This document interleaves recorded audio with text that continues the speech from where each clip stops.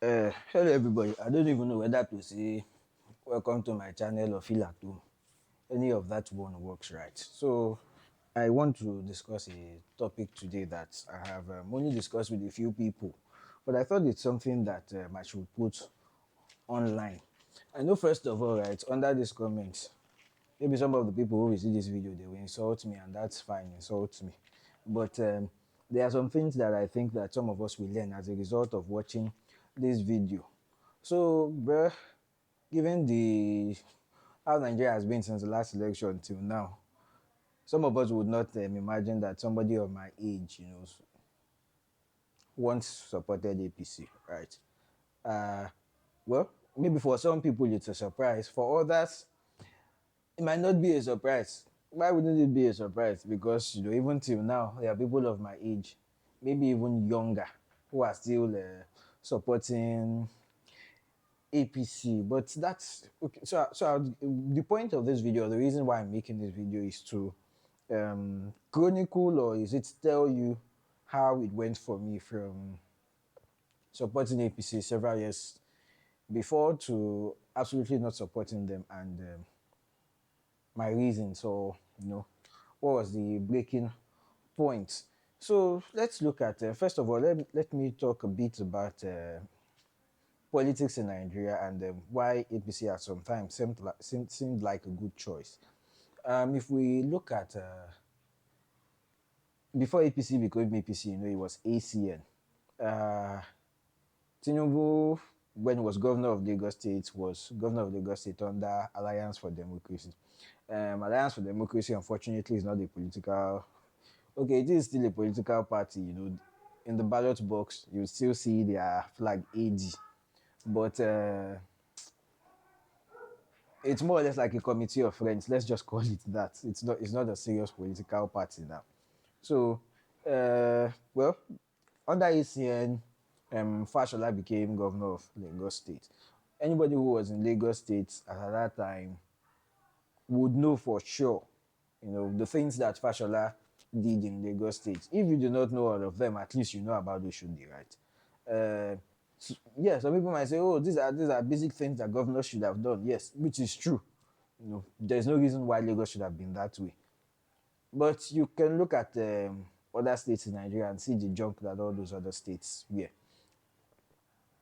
It's also the thing where there are so many people, let's say from the southeast.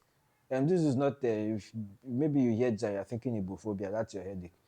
Who thought that, oh, who were in Lagos and like, why are Lagosians always voting APC or voting ACN, whatever the case may be then? But look at the southeast, and they kept voting PDP, right? And what did they get out of PDP? Nothing. But then you come to this southwest, you see people voting APC. For whatever reason, you might have good reasons as to why it's a bad choice, which is valid reasons, let's say that. But at least they're getting something. They have good roads. To some extent, there are other parts in Lagos where that's junk. But to a large extent, they are good roads. So it's like somebody who's just let's say two women, and one is complaining to the other, and one is telling the other, you have to leave your husband. Meanwhile, the one that's telling another person, leave your husband, the husband is pummeling her at home.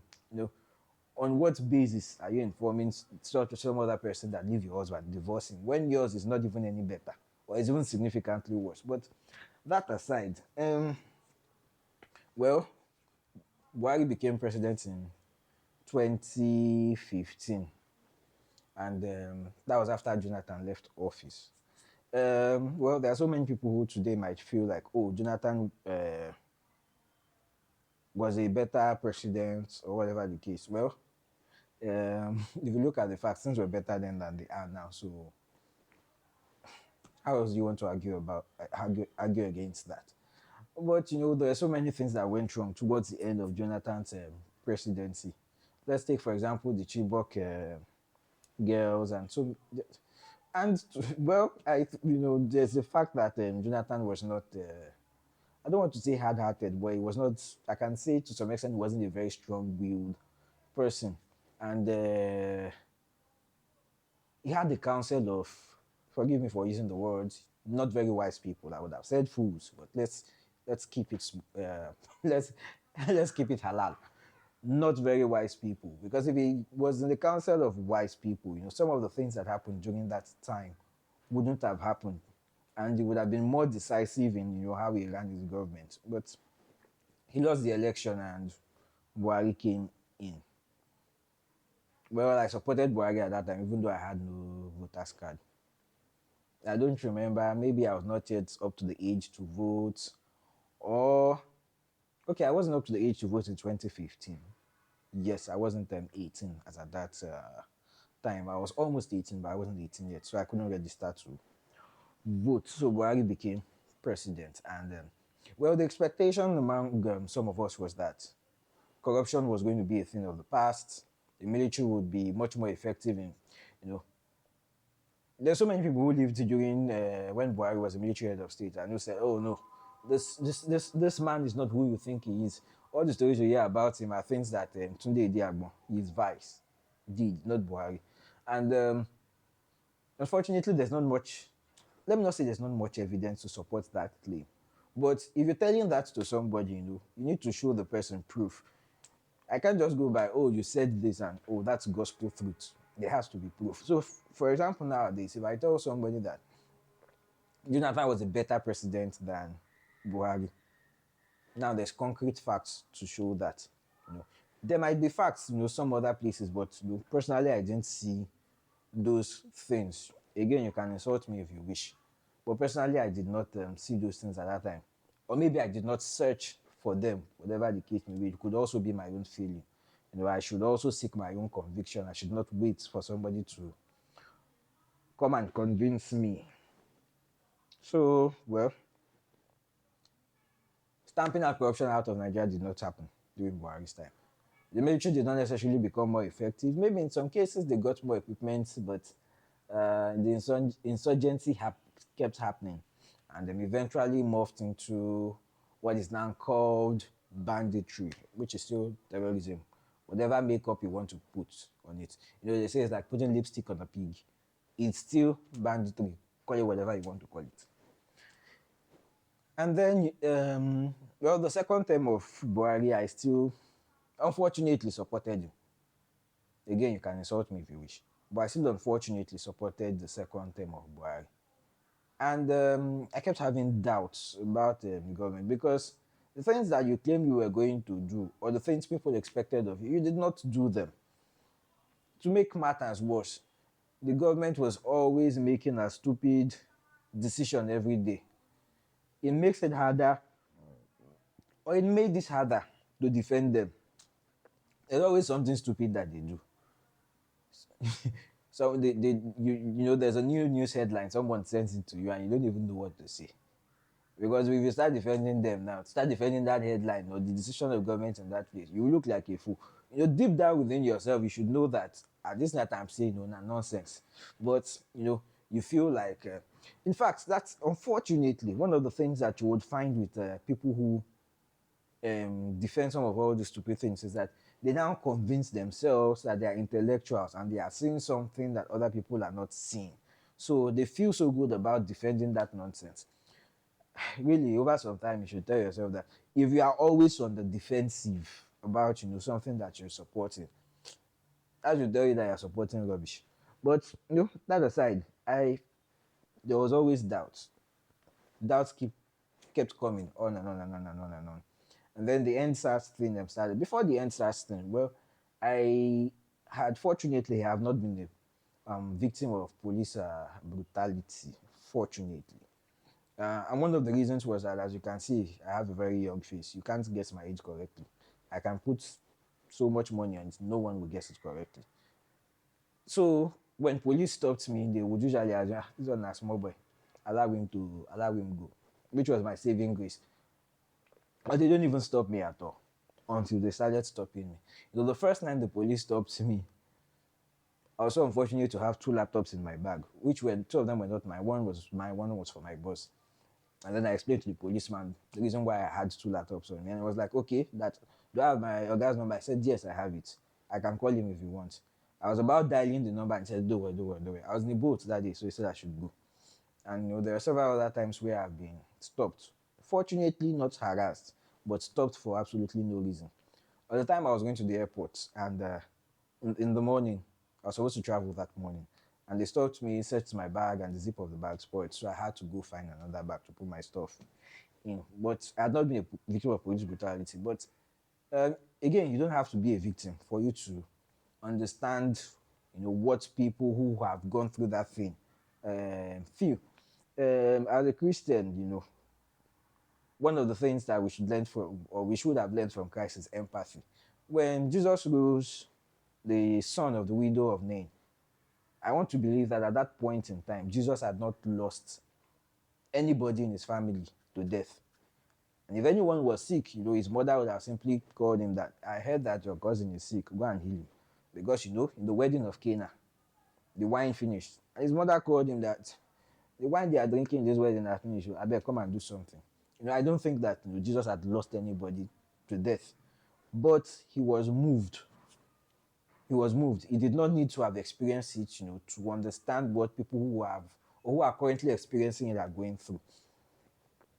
So I think maybe some of my friends had experienced it, but I saw a lot of it, most of it, online, and so I felt like, okay, this was a very useful movement. And well, online, I saw the way people, with their selfish interest, turn the thing around, and then people who opposed it and claimed that it was an Igbo protest, and the Igbos wanted to take over Lagos, or the youths wanted to overthrow the government of the day for whatever reason.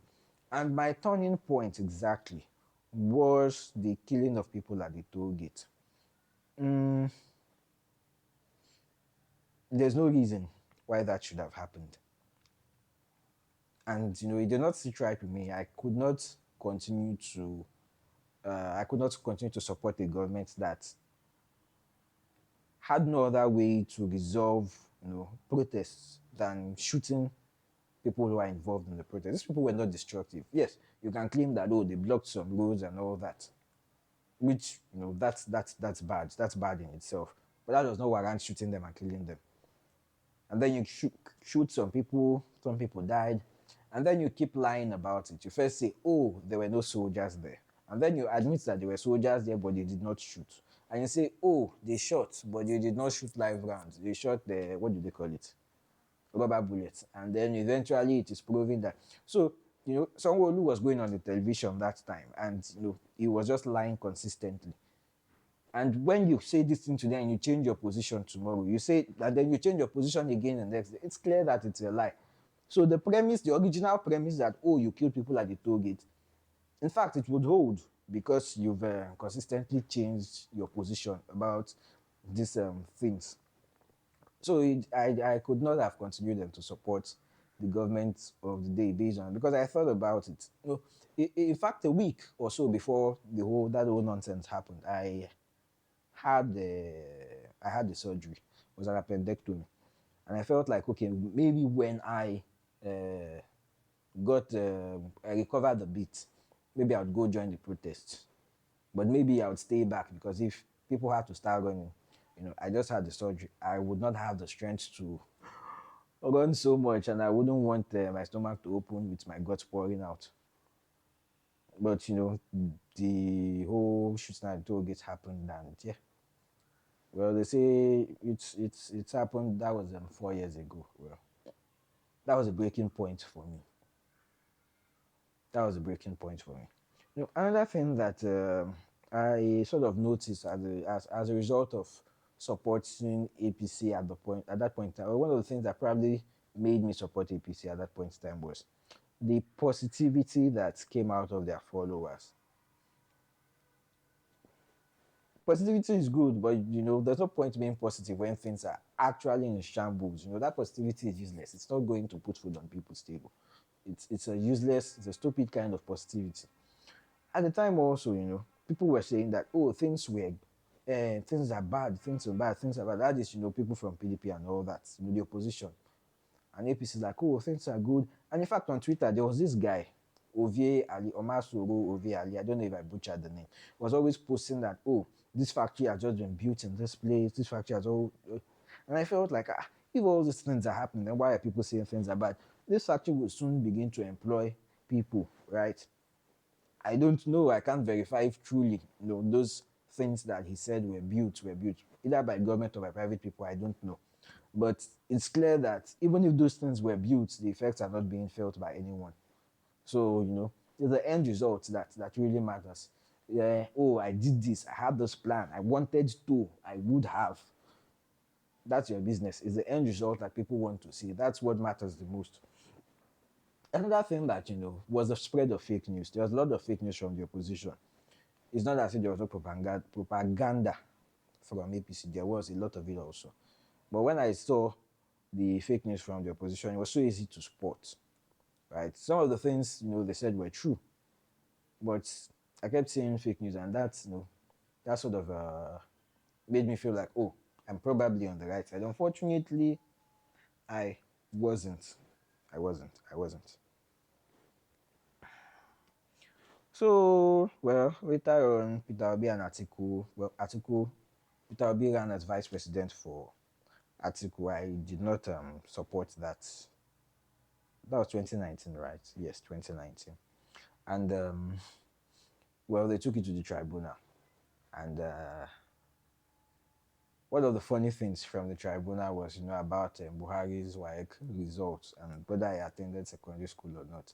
And I wish, I listened to that tribunal beginning to end. I watched the whole proceedings. Or the final proceeding, right? The final one, where they gave their judgment. I listened to it from beginning to end, where they threw some of the motions from both people out and then addressed some of the things. And then one of the tribunal judges said that they went to ask the principal of Buhari's secondary school, and the man said yes, Buhari attended and graduated from that secondary school. And in his judgment, he said that, in fact, there is precedence for it. There was a particular judge who had ruled that old men do not lie. That particular judge ruled that old men do not lie, and that was the precedence on which this particular tribunal judge based his decision that Buhari actually went to secondary school. Now, I don't know, I cannot dispute that, or I don't have enough information rather to dispute that. That's inconsequential at this point in time. But that was something funny. Even though I was supporting APC at the time, that really sounded funny to me. And then, well, since I had stopped them, in fact, after the whole NSAS, I had nothing to do with Buhari's government again. I wasn't supporting. It's not as if my support would have even, done anything for them, but I couldn't, in good conscience, continue to support that government. And well, unfortunately, towards the end of Buhari's government, there were people who were in APC who had not started supporting Tinubu, but they now turned their backs on Buhari because they felt like Buhari was preventing Tinubu from becoming president. It doesn't make sense. You've been supporting this one for how many years back now, and then this one wants to come in and you're like, no, it's preventing, or this one wants to come in now and you're not turning your backs on the previous person you're supporting. You're now saying that person had made Nigeria bad, but you supported him for 8 years. Another funny thing is that it's around the time all this currency change and all of that, where people were saying that, oh, Buhari wants to stamp out corruption. He doesn't want Tinubu to become president. That's why he's doing that currency. It's like he pardoned Jolly Nyame. He pardoned Joshua Dariye. What makes you think that he's different now?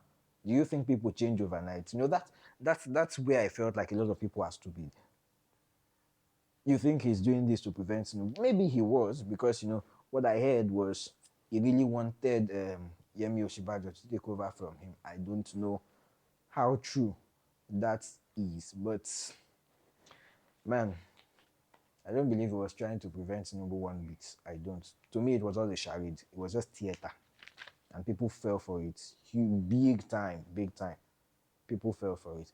In the end, who suffered for it? We were the ones who suffered. People died as a result of not being able to access cash. We support stupid things. We don't think. Do you think the rich people at that point in time, influential people in society, people who were political offices, you think they bothered about cash? They did not. They had access to cash. It was regular people like me and you who did not have access to cash. We're the ones who suffered for it. People still had to go to work, and they've struggled to find where to get cash to be able to pay their way to work and pay their way back. No political person suffered for it. No big man in society suffered for it.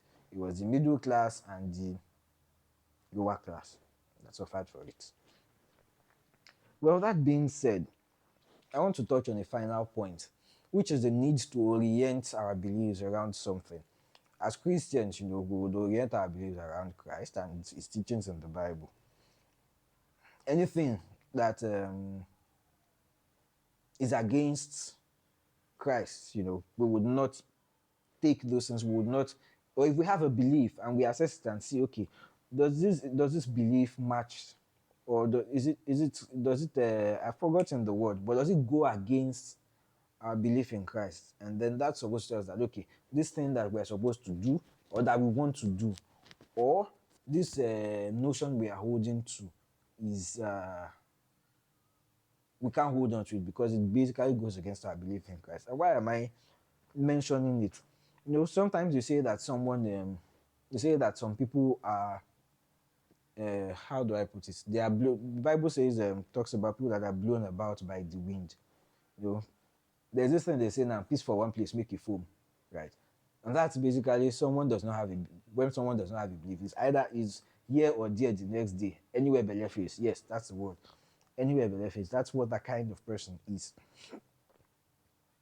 It's that why are people like that? The reason why people are like that is because they have refused to anchor all their beliefs on something. I'll give us an example. One of the things I do in my free time is, listen to American media and all that stuff. And I'm somewhat of,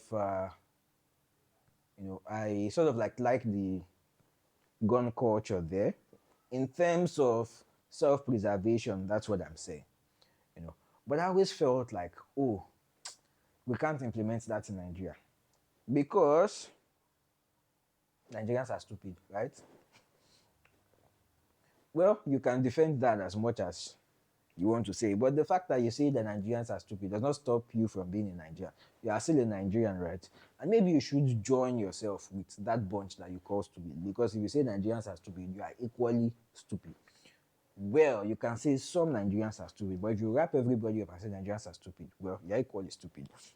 There are people who say that Nigerians cannot own guns. Nigerians are too hot-tempered. What I see is arrogance. There is nobody who has ever told you, who will ever open their mouth and say, I don't want guns in Nigeria because I am too hot-tempered. No one has said that. It's never from a point of self-reflection. It's always there is somebody else who is too hot-tempered, not me. I'm so good. If I have a gun, I won't shoot anybody. But it's other people that will shoot me. No one has ever said it that way. That's, I'm too hot-tempered. So I felt like, so if I feel like freedom is good, the right to self-preservation is good for people in America, why would I feel like it is not good for people in Nigeria? What is good for the goose is good for Uganda. So if it's good for the goose there, what about Uganda here? What about Nigeria here? Why is it that the right to self-preservation is not good for them here? And any reason that I would give to that is just born out of arrogance. Just born out of arrogance. What would I say? Nigerians cannot handle it. Some people say, oh, yeah, Nigerians will finish themselves. If that ever happens, right, I will just buy my gun and hide myself in my house for 1 week. Because I know that, yes, well, a lot of people are hot-tempered. It's a new thing, so people would have to acclimatize with it. Yeah, people will kill themselves. But after 1 week, everybody will understand what is the power of what they hold in their hands. Because, the gun is just a weapon. There are other weapons. There are knives, there are machetes, there are axe, different things. why don't people go about shooting, stabbing themselves with knives? And I say, oh no, that's a false comparison, right? It's still a weapon. People don't go around, yes, when people want to rob and all that, and some hot-tempered people when there's a fight. But if there are people who would not resort to using a weapon as a means of resolving an issue, those same kind of people would, if they had a gun, would not quickly pull out their gun and point it at somebody and shoot it. But again, what's the point of all this rambling? It's that you need to anchor your beliefs on something. Are you anchoring your beliefs on freedom? Are you anchoring your beliefs on Christ? Based on what exactly are you anchoring your beliefs on? If your beliefs are not anchored on anything, then that's when you will be doing anywhere belief is. That's when you'll be doing anywhere belief is.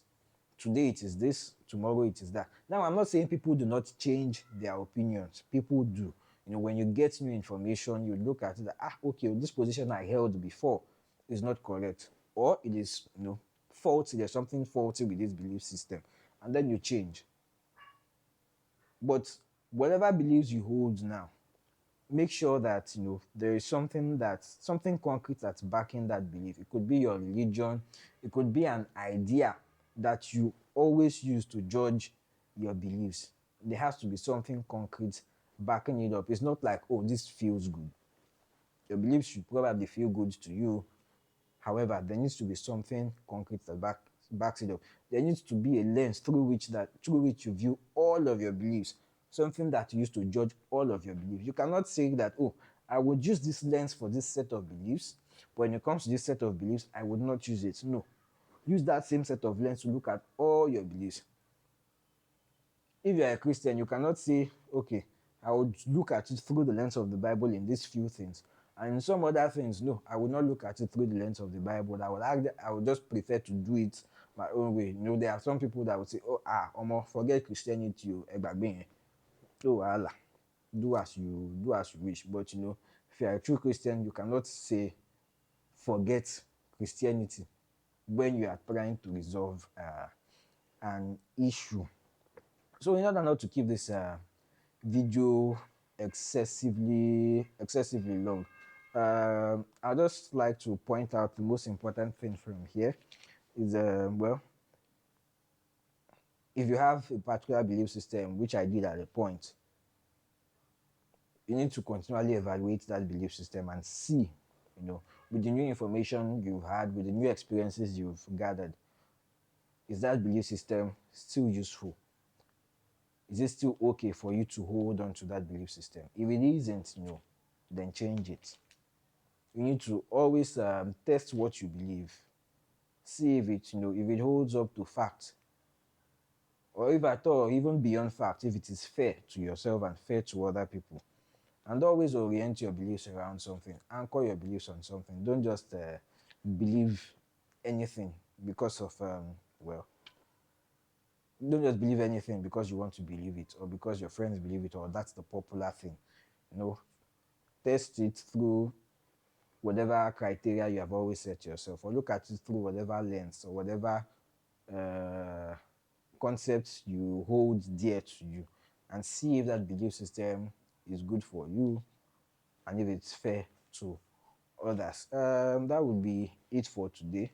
I might make another video soon. I might make another one later. Anyways, God be with us. Bye.